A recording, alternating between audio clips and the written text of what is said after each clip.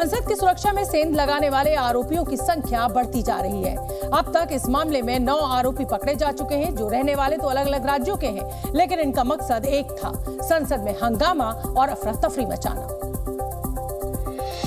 संसद में smoke cracker चलाने वाले महेश शर्मा और मनोरंजन डीआई के अलावा संसद के बाहर हंगामा करने वाले अमोल शिंदे और नीलम के साथ इस वारदात में अहम किरदार अदा करने वाले ललित मोहन झा को भी पकड़ लिया गया। संसद की सुरक्षा में चूक के मामले में दिल्ली पुलिस ने 5वें आरोपी ललित झा को गिरफ्तार कर लिया है। ललित झा की गिरफ्तारी दिल्ली के कर्तव्य पथ इलाके से हुई है। दरअसल ललित मोहन झा संसद में हुए हंगामे का वीडियो बनाकर फरार हो गया था। वो अपने साथ 4 आरोपियों यानी महेश शर्मा, मनोरंजन, अमोल और नीलम के मोबाइल फोन लेकर भागा था। लेकिन जब ललित को लगा कि वो पकड़ लिया जाएगा तो उसने दिल्ली के कर्तव्य पथ पुलिस स्टेशन में आत्मसमर्पण कर दिया, जिसके बाद कर्तव्य पथ पुलिस स्टेशन से उसे स्पेशल सेल को सौंप दिया गया। और स्पेशल सेल ने संसद की सुरक्षा में सेंध लगाने वाले आरोपी ललित झा से जब पूछताछ शुरू की तो उसने कई चौंकाने वाले खुलासे किए। आरोपी ललित झा ने बताया कि वो राजस्थान के नागौर में छिपा था, जिसमें उसकी मदद नागौर के ही रहने वाले महेश कुमावत ने की थी। यही नहीं, उसने महेश और कैलाश नाम के शख्स की मदद से गिरफ्तार किए गए 4 आरोपियों के मोबाइल फोन जलाने की बात भी कबूली। हम सर्विस प्रोवाइडर से जो हमारी सरकार है वो उनसे सीधा डायरेक्ट कांटेक्ट करेगी कि जो चैट्स हैं वो एग्जैक्टली हुई क्या है, बिकॉज में अगर आप तहकीकात करेंगे तो आपको पता लगेगा कि ये आरोपियों ने किन किन लोगों से बात की है, जो आगे हमारी इन्वेस्टिगेशन में मदद कर सकता है। तो फोन के आपके मोबाइल फोन के आपके फोटोज हों, चैट्स हों, कॉन्टैक्ट्स हों, ये सारे रिकवर आराम से किए जा सकते हैं। आरोपियों के फोन जलाकर नष्ट करने वाला ललित झा 13 दिसंबर की घटना के बाद रात 10 बजे बस से नागौर पहुंचा था। नागौर में महेश ने उसके होटल में रुकने का इंतजाम करवाया, लेकिन जब ललित को लगा कि वो जल्द ही कानून की गिरफ्त में होगा तो डर के मारे दिल्ली लौट आया। संसद में हंगामा करने वाले 4 आरोपियों के साथ ही ललित ने उनके मोबाइल फोन्स जला दिए। ललित को लगा कि ऐसा करके वो अपने साथियों के खिलाफ सारे सबूतों को मिटा देगा, लेकिन एक्सपर्ट्स का मानना है कि डिजिटल सबूत इतनी आसानी से नष्ट नहीं होते, क्योंकि आजकल ज्यादातर मोबाइल ऑनलाइन क्लाउड स्टोरेज जैसे कि गूगल फोटोज और एप्पल आई क्लाउड से जुड़े रहते हैं। ऐसे में बहुत संभावना है कि 4 आरोपियों के मोबाइल में मौजूद तस्वीरें और वीडियोज भी क्लाउड स्टोरेज पर मौजूद हों और आरोपियों के लॉगिन और पासवर्ड की मदद से जांच एजेंसियां उन फोटोज और वीडियोस को हासिल कर सकती हैं।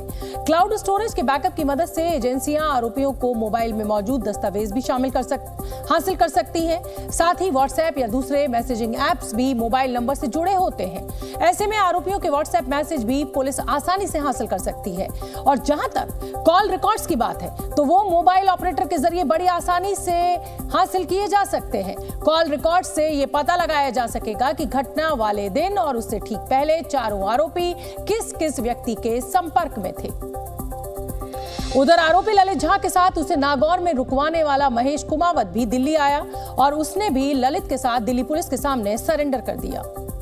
अब आप सोच रहे होंगे कि महेश कुमावत ने तो सिर्फ ललित झा के नागौर में ठहरने का इंतजाम कराया था, तो फिर उसने पुलिस के सामने सरेंडर क्यों किया, वो भी राजस्थान से दिल्ली आकर। तो आपको बता दें कि महेश भी 13 दिसंबर की घटना को अंजाम देने में शामिल था। महेश को भी संसद में हंगामे वाली घटना में शामिल होना था। फिर ये तय हुआ कि वो आरोपियों की छिपने में मदद करेगा। इसके बाद ही महेश को नागौर में रहने के लिए कहा गया। जब घटना को अंजाम देने के बाद ललित 13 दिसंबर को दिल्ली से नागौर पहुंचा तो महेश और उसके मौसेरे भाई कैलाश ने उसके होटल में रुकने का इंतजाम करवाया। यहाँ ये स्पेशल सेल का दफ्तर है एनएफसी में और यहीं पर ही इन 6 लोगों को रखा गया है, जिसमें कि जो 4 पहले गिरफ्तार हुए थे और इसी के साथ जो 5वां आरोपी है ललित झा, जो कि इस केस में मास्टरमाइंड भी बताया जा रहा है, उसे भी यहाँ पर रखा गया है। उसका जो साथी है महेश कुमावत, उसको भी यहाँ पर रखा गया है। महेश कुमावत राजस्थान के नागौर जिले का रहने वाला है, जो मजदूरी करता है। महेश की आरोपी नीलम से भी बात होती थी और उसकी बाकी के आरोपियों से Bhagat Singh fan club page के जरिए मुलाकात हुई थी। फिलहाल दिल्ली पुलिस सभी आरोपियों से न्यू फ्रेंड्स कॉलोनी में पूछताछ कर रही है। उन्हें आमने सामने बिठाकर सवाल जवाब किए जा रहे हैं। ये पता लगाने की कोशिश हो रही है कि 13 दिसंबर की घटना का असल सूत्रधार कौन था। पता लगाया जा रहा है कि ललित झा ने ही इस वारदात का ब्लूप्रिंट तैयार किया था या फिर वो बाकियों की तरह किसी और के हाथों की कठपुतली है। इस बीच पुलिस से जुड़े सूत्रों ने बताया कि संसद की सुरक्षा में सेंधमारी करने वाले 4 आरोपियों ने इस घटना को अंजाम देने की जिम्मेदारी ले ली है, लेकिन 4 आरोपी पुलिस के सवालों के रटे रटाए जवाब दे रहे हैं। उधर स्पेशल सेल की टीम ने 50 मोबाइल नंबरों की एक सूची भी तैयार की है, जिन पर आरोपियों ने पिछले 15 दिनों में फोन किया था। पुलिस इन नंबरों पर कॉल कर उनकी पहचान पहचान ले रही है। स्पेशल सेल ये पता लगाने की कोशिश कर रही है कि घटना में केवल 6 से 7 आरोपी ही शामिल थे या इसमें कई और लोग भी शामिल थे। इसके अलावा संसद भवन में शनिवार या रविवार को क्राइम सीन रिक्रिएट किया जाएगा। स्पेशल सेल की टीम आरोपियों को गुरुग्राम स्थित उस फ्लैट पर भी लेकर जाएगी जहां उनकी मुलाकात हुआ करती थी।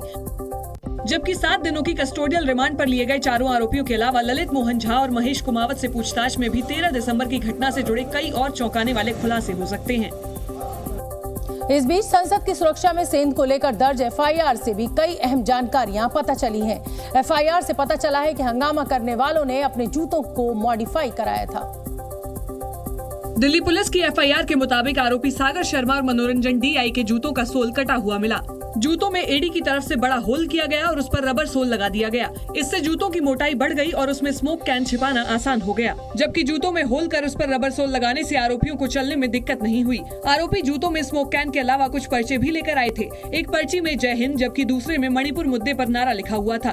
वहीं एक और पर्ची में प्रधानमंत्री को लेकर कुछ बातें लिखी हुई थी। आरोपी सागर शर्मा और मनोरंजन जब संसद में कूदे तो स्मोक कैन निकाल ली। इसके बाद स्टिक खींचकर उन्हें चला दिया जिससे लोकसभा में धुआं हो गया। दिल्ली पुलिस के मुताबिक दोनों आरोपियों ने मुंबई से 2 जोड़ी नए जूते और 5 स्मोक कैन खरीदे थे। सारा सामान लेकर वो गुरुग्राम पहुंचे थे। पुलिस सूत्रों ने बताया कि लातूर के रहने वाले अमोल शिंदे ने घटना को अंजाम देने से कुछ दिन पहले मुंबई से करीब 1200 रुपए में स्मोक कैन खरीदे थे। दिल्ली में स्मोक कैन खरीदना मुश्किल है, इसलिए अमोल इसे मुंबई से खरीद कर लाया था। देश की राजधानी दिल्ली में इस तरीके के जो कैनिस्टर्स हैं उन पर बैन लगाया गया है, लेकिन मुंबई शहर में बड़ी ही आसानी से लगभग आपको हर एक दुकान में जो पटाखा दुकानें हैं वहाँ पर इस तरीके के जो स्मोक कैनिस्टर्स हैं वो उपलब्ध हो जाते हैं। दिल्ली पुलिस के मुताबिक संसद हंगामे में इस्तेमाल किए गए smoke cans made in China हैं, जिन पर चेतावनी के रूप में लिखा हुआ है कि इनका इस्तेमाल खुले इलाके में करें, बंद जगह पर नहीं।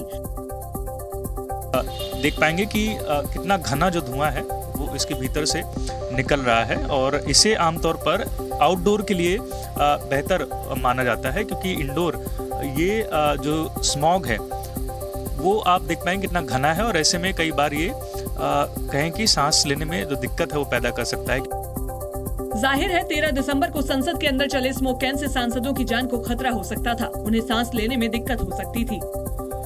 उधर पुलिस को संसद में स्मोक कैन छोड़कर सनसनी फैलाने वाले आरोपी सागर शर्मा की डायरी भी मिली है। इस डायरी के पन्नों में दर्ज शब्दों से पता चलता है कि वो क्रांतिकारी विचारधारा से प्रेरित था। 6 फरवरी 2021 को सागर शर्मा ने अपनी डायरी में लिखा कि घर से विदा लेने का समय नजदीक आ गया है। उसने ये भी लिखा कि एक तरफ डर भी है और दूसरी तरफ कुछ भी कर गुजरने की आग भी धधक रही है। काश मैं अपनी स्थिति माता पिता को समझा सकता, मगर ऐसा नहीं है कि मेरे लिए संघर्ष की राह चुनना आसान रहा। हर पल उम्मीद लगाए 5 साल मैंने प्रतीक्षा की है कि एक दिन आएगा जब मैं अपने कर्तव्य की ओर बढ़ूंगा। दुनिया में ताकतवर व्यक्ति वो नहीं जो छीनना जानते हैं, ताकतवर व्यक्ति वो है जो हर सुख त्यागने की क्षमता रखता है। जानकारी के मुताबिक इसके बाद ही आरोपी सागर शर्मा लखनऊ से बेंगलुरु गया था। संसद की सुरक्षा में सेंध लगाने वाले सागर शर्मा को लेकर एक के बाद एक बड़े चौंकाने वाले खुलासे हो रहे हैं। जहां एक तरफ अब यूपी एटीएस ने जांच शुरू कर दी है, वहीं दूसरी तरफ सागर शर्मा के घर से डायरी बरामद हुई है, जिस डायरी में सागर शर्मा ने जनवरी 2021, 6 फरवरी 2021 में कई बातों का जिक्र किया है। 2015 में सागर शर्मा ने अपनी डायरी में इंकलाब जिंदाबाद नाम से कई कविताएं भी लिखी हैं, जिससे उसकी विचारधारा का सबूत मिलता है। लिहाजा अब इस मामले में यूपी एटीएस भी जांच में जुट गई है। सागर के कनेक्शंस और उसकी हिस्ट्री खंगाली जा रही है।